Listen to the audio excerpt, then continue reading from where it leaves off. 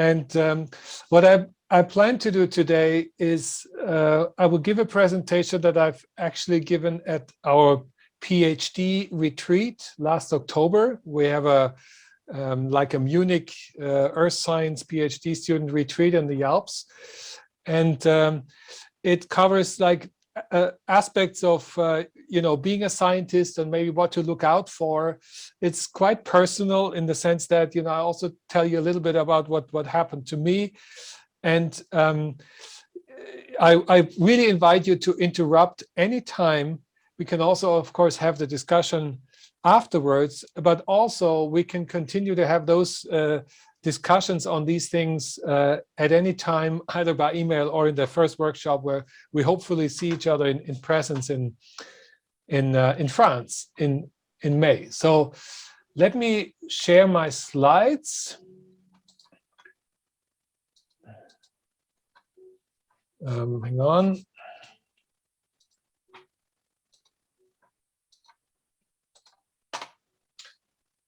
Okay, can you see this? I'm trying to go into presentation mode. Can you see it? Yes. Okay, good. So, so you want to be a scientist. Some strategies on what you may want to think about. Of course, you're already working in science, but some aspects of what you maybe should think about. Now, even though you just entered a PhD project, but of course there will also be a time afterwards, and it's already time to think about what's next. Do you see here a snapshot? And we're in the seismology. That's actually was the logo of the previous training network, the Quest network, but it's already illustrates a little bit what we're working on. We're seismologists. We're interested in wave fields, so you have a wave field here for a potential earthquake in the Alps. And what you also see is that there is these red lines look a little funny, but you look inside the Earth, you look as a discretization. So that's a kind of already an aspect of methodology. We're interested in numerical methods, for example, or we may make use of those techniques. And that's also part of the aspect that we're talking about what we want to learn during a PhD project. So in terms of outline, I want to tell you a little bit what my path was. And then one of the things that always comes up in the question if one, you know, you do a PhD, where will I end up? Will I end up in academia or industry? And how do you position yourself, for example, in this question? What can you do to find out what you want, and maybe to prepare yourself to be able to maybe apply for positions in both directions. I briefly mentioned the career pyramid, and then various miscellaneous topics on the way to basically get your PhD and whatever happens afterwards, and then also a little bit on getting your own funding, even though that, you know, will be after your PhD. Now, so briefly on my path, maybe one of the things, of course, you're already in earth sciences, so there is a reason why you studied not physics or not chemistry, not biology or informatics, but earth sciences. In my case, what I wanted is A, travel, and B, working outside. Those were my key motivations at the time. And it's also interesting, I tell you, after school, I went to a university and went to the geology department. And then they basically said something like, well, if you want to get a job, you better study geophysics. It's much easier to get a job than, you know, than if you're in geology. Yes, okay, yeah, why not? So that's somehow how I ended up studying geophysics. So I started studying in Karlsruhe, which is actually today one of the few places in Germany and maybe in Europe where you can do a bachelor in geophysics. So it's in the physics department. So that's also has an impact on kind of how you are trained, which I think it's good if you're growing up in a physics department.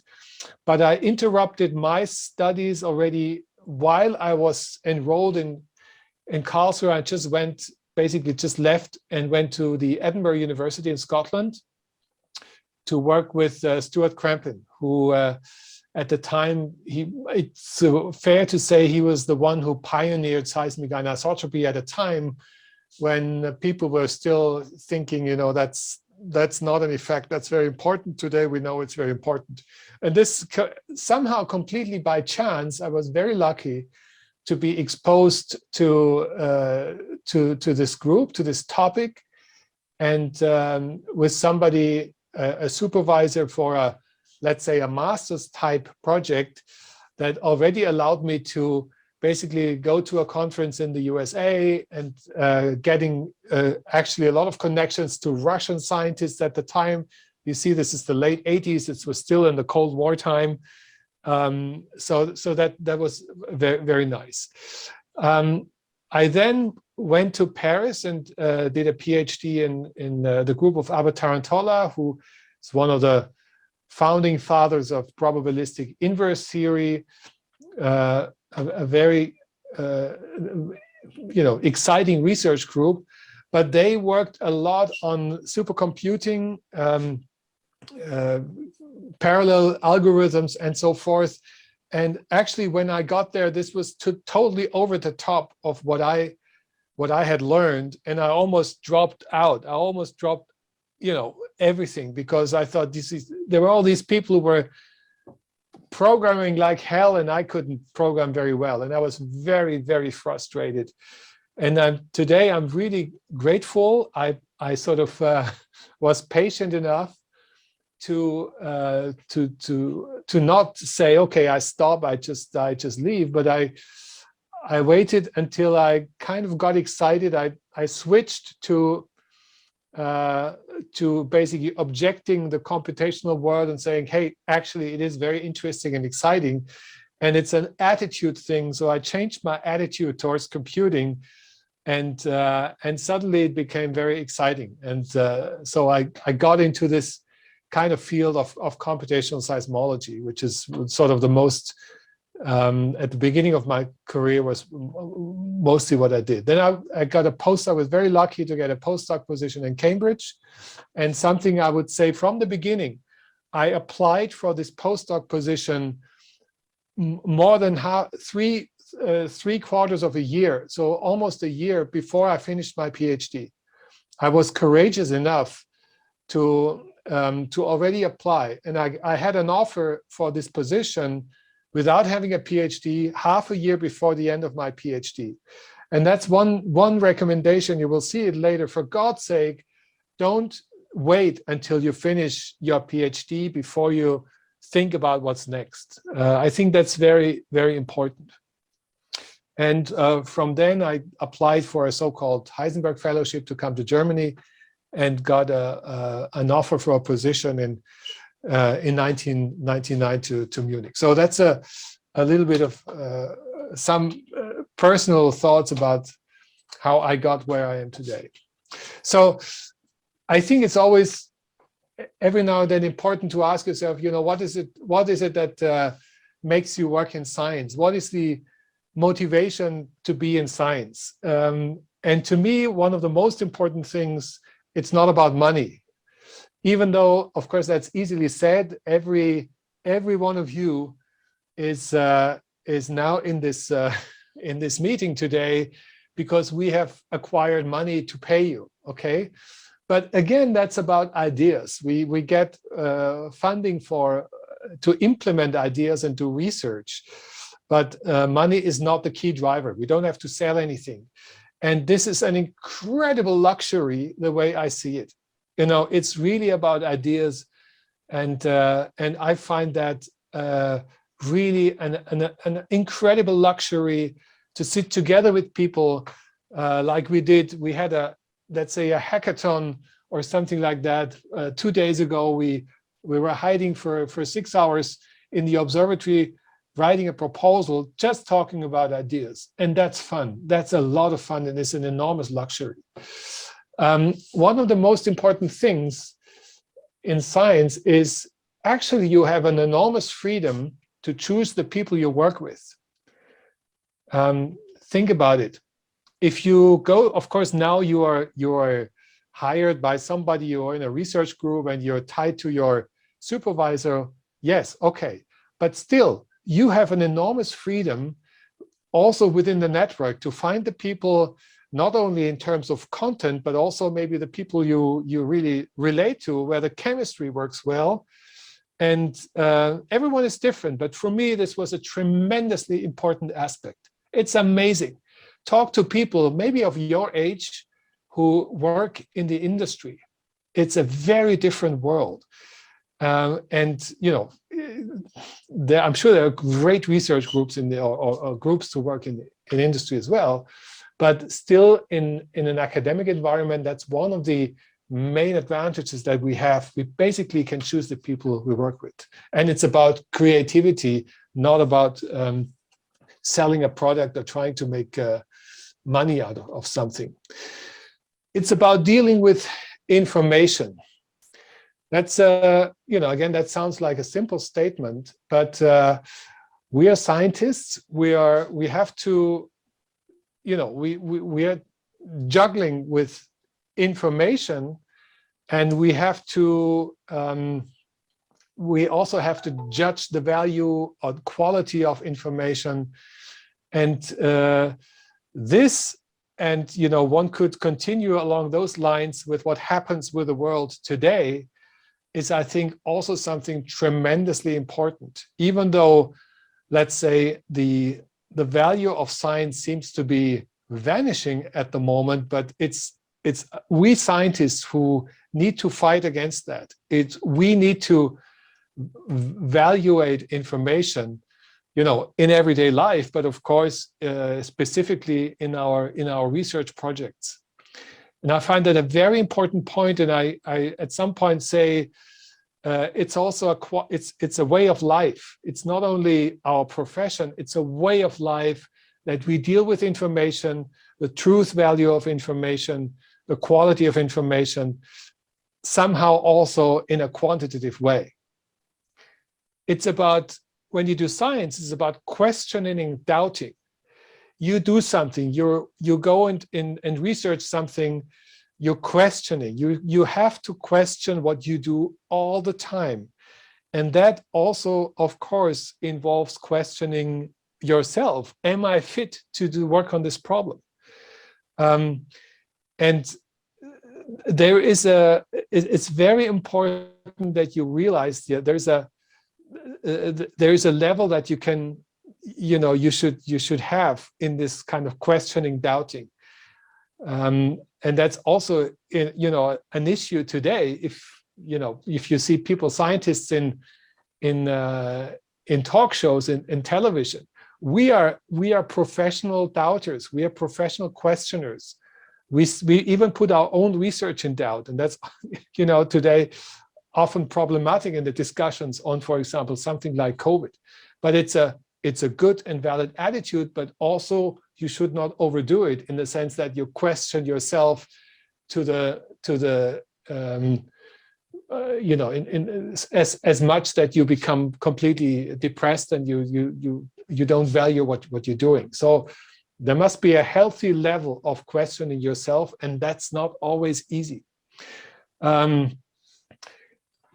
It is, doing a PhD is hard. You will fail. You will do things wrong. That's part of science. If you don't fail, it's probably not good science, or you're a genius.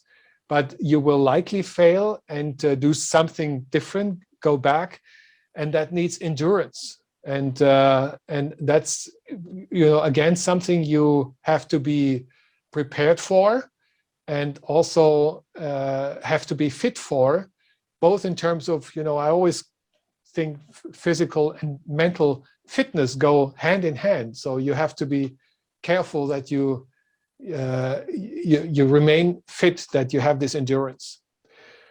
A career in science, we're still talking about what is it about working in science. A career in science is full of risks. Risks in the sense that, there may not be always jobs out there. You may have a project that ends in a dead-end street. But then again, there are risks everywhere in life. So maybe that's a very general point. Something else, science is a lot about communicating and networking. Now you have, I should say, already you have a lottery win in the sense that you're now hired by such a European network. So networking is going to be very easy. But communication in general is a very important aspect. And again, it's getting the right level, not overdoing it, not underdoing it. But it's something you should think about, be aware about, communicating with your supervisor, communicating with your fellow students, communicating with the, let's say, very distinguished scientists that you now have access to. And I encourage you to make use of that. There's a couple of scientists that are maybe close to retirement. They have a lot of experience. They're in the network. Just send them an email. Say, okay, I'm part of the project. I have a question. You wrote this paper in 1970, whatever, or later, and use those opportunities. And I think it will help you. And I mentioned this before. I think all this, to me, is a way of life.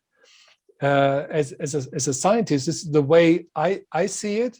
And in that sense, I think it's almost similar to like an artist. Being an artist is a way of life.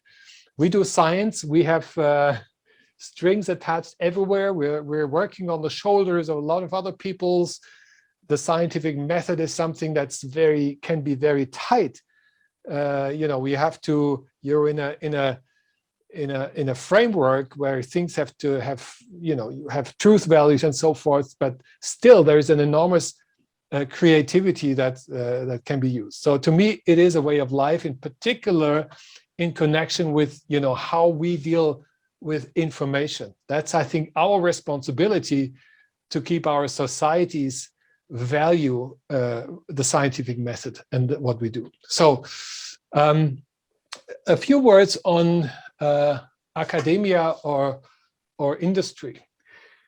I think that's really something. It's this, almost how do you say this? A binary world. Of course, there are things in between, but it is true that often this question comes. And in my case, it really was always there during my PhD. My PhD was about inverting reflection data from the Gulf of Mexico using waveform inversion.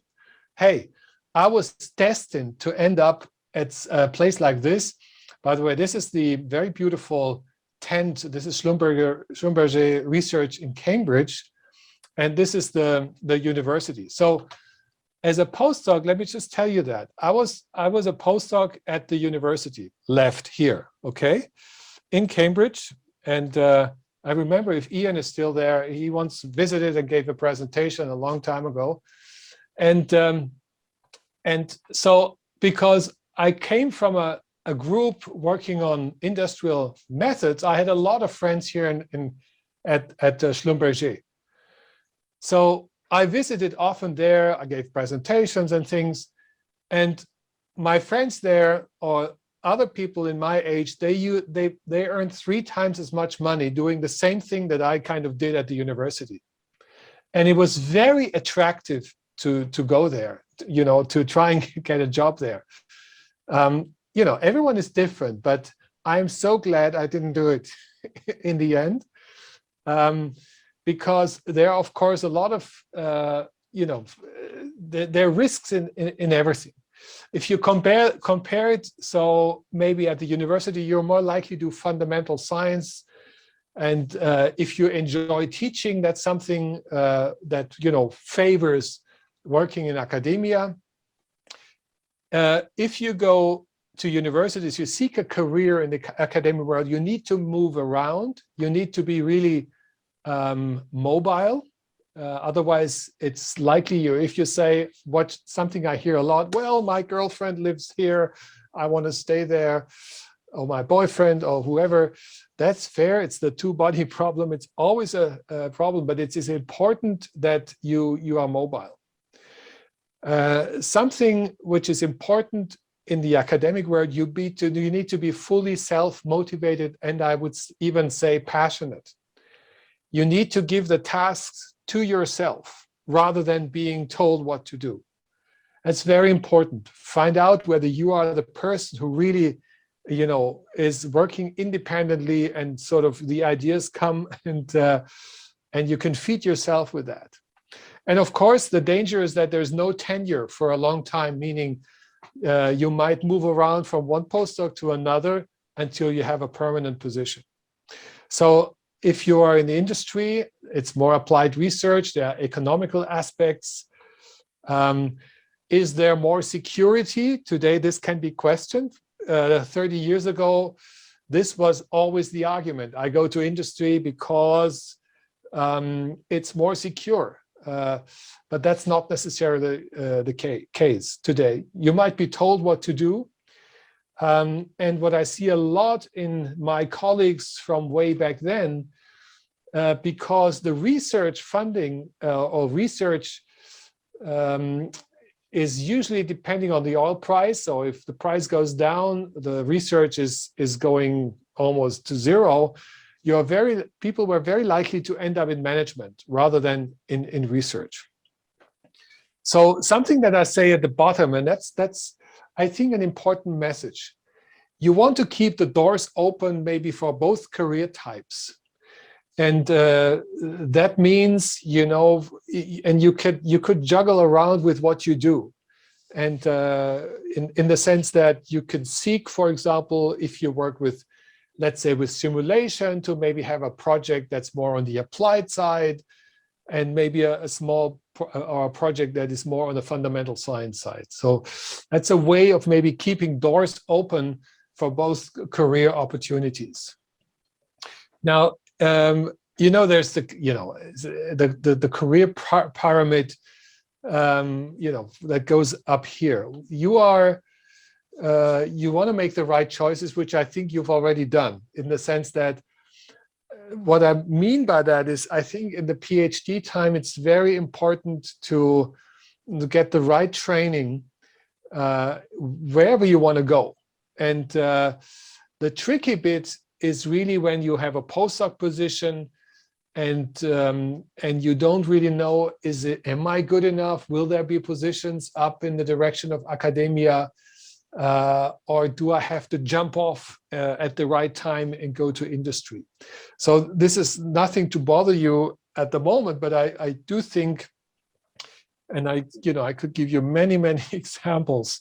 This is the tricky bit with when you do a proper PhD. It's normally no problem to find a good postdoc position somewhere, but then this is the very tricky bit. 2 to 3 years after your PhD to see where things are going. Now, when you start your PhD and so forth, maybe I can switch this. You now enter your PhD topic. There's a couple of points, and this is also now can be translated into what is important for your project, for your future. It is always good to sort of know what you're passionate about. If you're passionate about fieldwork, data science, data processing, simulation, programming, it's good to understand what you like best. Of course, you now all have projects, but usually it's possible to direct projects in directions where you are most excited about. Now, what I think is very important is what kind of skills are being trained, and skills or methodologies. I will make an important statement now. when you're hired afterwards as a postdoc or in industry or somewhere, you're probably mostly hired for your methodologies and not for the science you're doing. You're hired for the techniques that you can do. Waveform inversion, simulation, data science, machine learning. This is what people are looking at in your CV when you applied for jobs. It's a little simplified, but I think that's more or less, there's a lot of truth in that. So that's very important. Okay, this is more about topics, but at the moment you have your topic already, you know that, so we can basically skip that. So another thing I would like, another aspect I would like to bring to you is the unpredictability of a scientific project, of a scientific path. Now, even though each of you has a certain topic, I want to make aware that you know, just as an example, what happened to me was I did a master's in seismic anisotropy, and then in my PhD I worked on finite difference modeling and inverse problems. And then I got a postdoc, and I was entirely free to work on whatever I wanted to do. I didn't have a postdoc where you needed to do ABC. So I worked on fault zone trapways, earthquake rupture, bit of marine seismology, even ocean mixing, because I met somebody at a dinner party who asked me, couldn't you do this with finite differences? But then something happened during a meeting, and we were walking through the middle of a city. Somebody asked me, can you do global wave propagation with finite differences? And I said, well, yes, we actually had a student who was looking into this. So I told him, yes, it is basically possible. And so simply through this cooperation, this question, I got into this, and this became my niche, if you want. You know, the point I want to make is there's a lot of chances, and I could continue with the next chance is somebody, you know, talking to me about ring lasers, and I start working about rotational seismology, which, you know, is a total accident.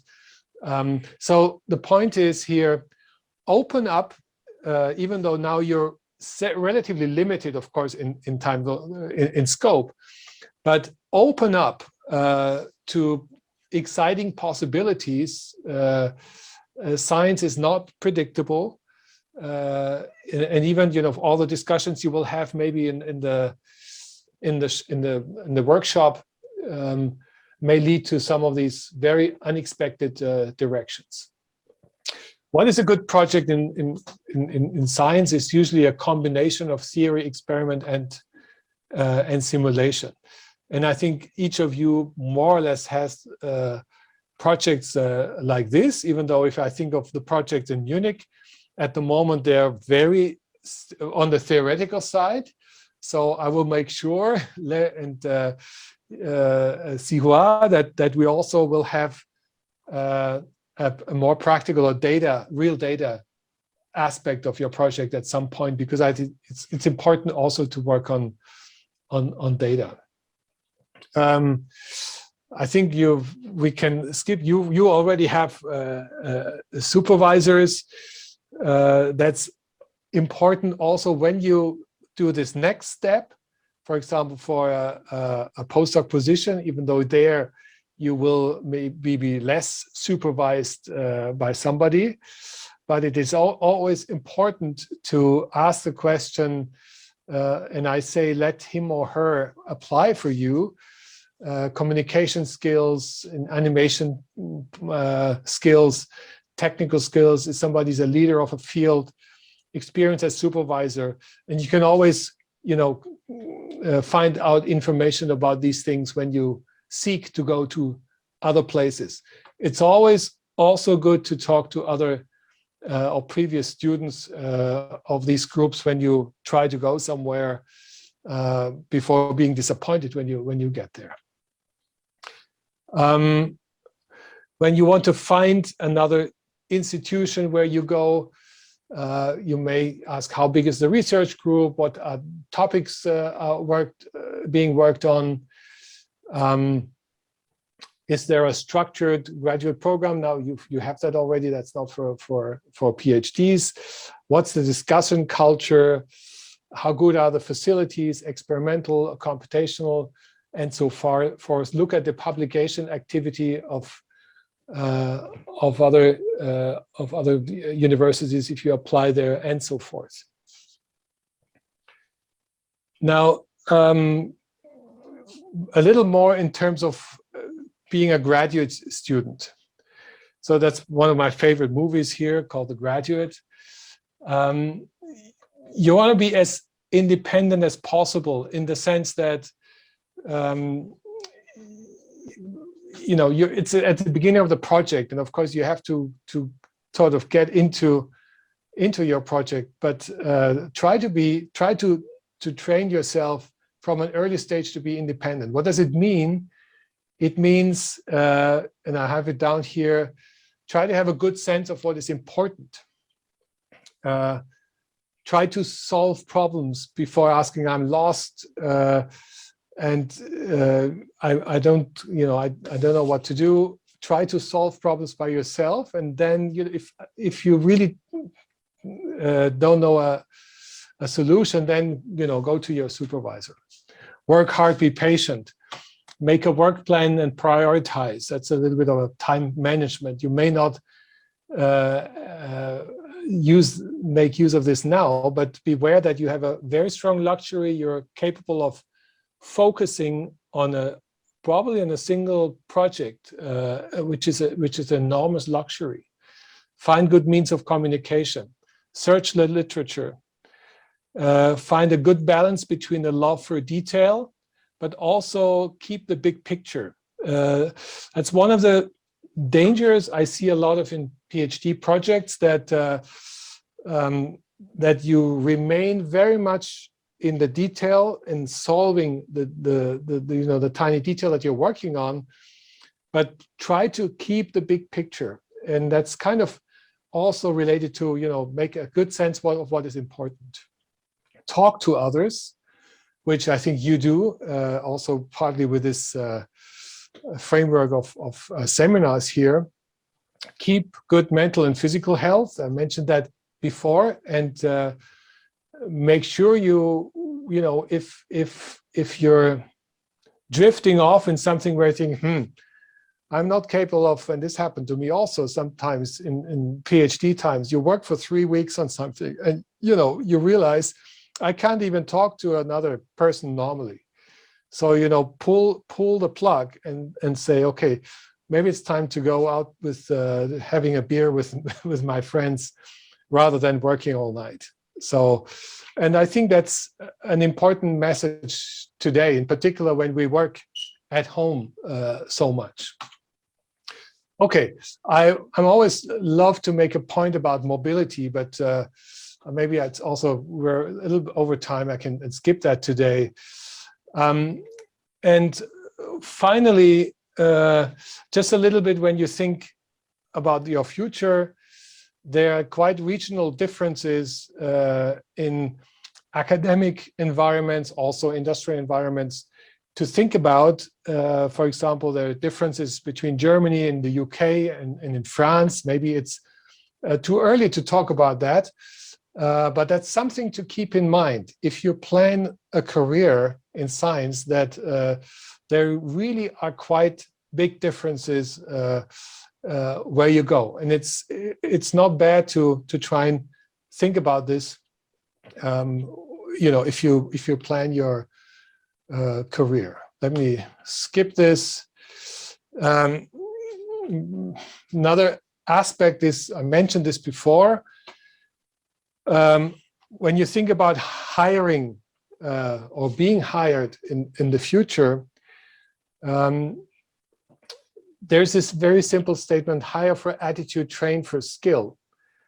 In the sense that it is probably advantageous to have a very strong and exciting attitude than having maybe the best marks.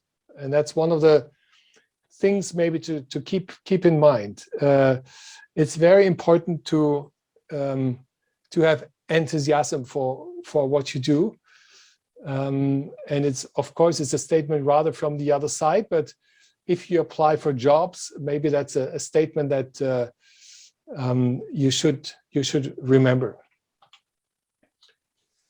And then again, when you plan your next moves, either MSc, PhD, or postdoc, make sure you start thinking about where you want to go next early. And a year is not a lot of time. You know, that's just something to remember. You're at the beginning of your PhD, you don't have to worry about this at the moment. But maybe in a year from now, you should already look ahead and ask yourself, maybe I should start thinking about what's next.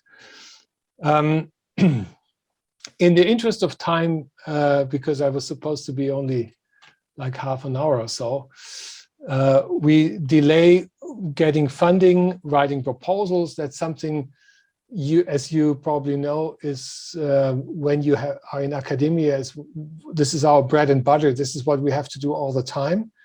And maybe towards the end or some time in the next months, we could also look into this more carefully. And dreams. Something, again, maybe that could be a final statement.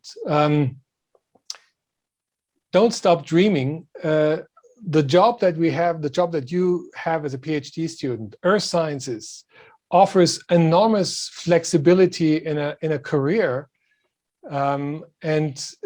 Sometimes I think people are not dreaming enough, in the sense that if you want to be a volcanologist working in Hawaii, half-time and half-time being a surf teacher, that's possible. We know people who, geophysicists in Lausanne, half-time geophysics, half-time mountaineering guide. These things are possible, and Earth Sciences is a fascinating field where you can really design fantastic careers, also in terms of geographic flexibility and so forth. And that's just a message. Don't stop dreaming. If that's La Réunion, for example. There is if you want to live in La Réunion, well, there is a geophysics lab, or Scripps, for that matter, bottom left. There are wonderful places to go. Don't stop dreaming about these opportunities. Okay, I think I'll stop here. And also would like to recommend a book that Will Sneeder, who will come to, I understand, come to our summer school, the workshop in France, wrote this book, The Art of Being a Scientist. It's a very nice read. So I'll stop here and take your questions.